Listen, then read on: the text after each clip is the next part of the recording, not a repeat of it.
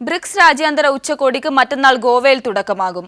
ഉച്ചകോടിയിൽ പങ്കെടുക്കാൻ Russian president Vladimir Putin നാളെ ഇന്ത്യയിലെത്തും. 4 ദിവസം ഇന്ത്യയിൽ തങ്ങുന്ന പുടിൻ 17ാമത് ഇന്ത്യ-റഷ്യ വാർഷിക ഉച്ചകോടിയിലും പങ്കെടുക്കും. ചൈനീസ് പ്രസിഡന്റ് ശനിയാഴ്ച ഗോവയിലെത്തും. 5 രാഷ്ട്രത്തലവന്മാരാണ് ബ്രിക്സ് ഉച്ചകോടിയിൽ പങ്കെടുക്കുന്നത്. 2016 8ാമത് ബ്രിക്സ് ഉച്ചകോടിക്ക് ഇന്ത്യയാണ് ആതിഥ്യം വഹിക്കുന്നത്. ശനിയാഴ്ചയും ഞായറാഴ്ചയും ഗോവയിൽ നടക്കുന്ന ഉച്ചകോടിയിൽ ബ്രിക്സ് രാഷ്ട്രങ്ങളായ Brazil, China, Russia, South Africa രാഷ്ട്രത്തലവന്മാർ പങ്കെടുക്കും. റഷ്യൻ പ്രസിഡന്റ് വ്ളാഡിമിർ പുടിൻ നാളെ ഇന്ത്യയിലെത്തും.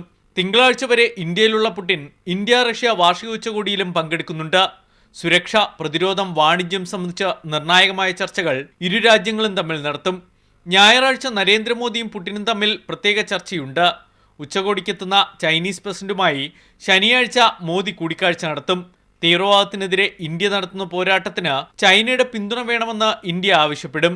കൂടാതെ ബ്രിക്സ് ഉച്ചകോടിയിൽ തീവ്രവാദത്തിനെതിരെ ശക്തമായ നടപടി വേണമെന്ന ആവശ്യവും ഇന്ത്യ ഉന്നയിക്കുന്നുണ്ട്. പ്രമേയം പാസാക്കാനും സാധ്യതയുണ്ട്. അതേസമയം ഇന്ത്യ-പാക് തർക്കത്തിന്റെ പശ്ചാത്തലത്തിൽ ഗോവയിൽ സുരക്ഷ ശക്തമാക്കി. സൈന്യത്തിന്റെ നേരിട്ടുള്ള മേൽനോട്ടത്തിലായിരിക്കും ഉച്ചകോടി നടക്കുന്ന വേദികളെല്ലാം. News bureau, Delhi.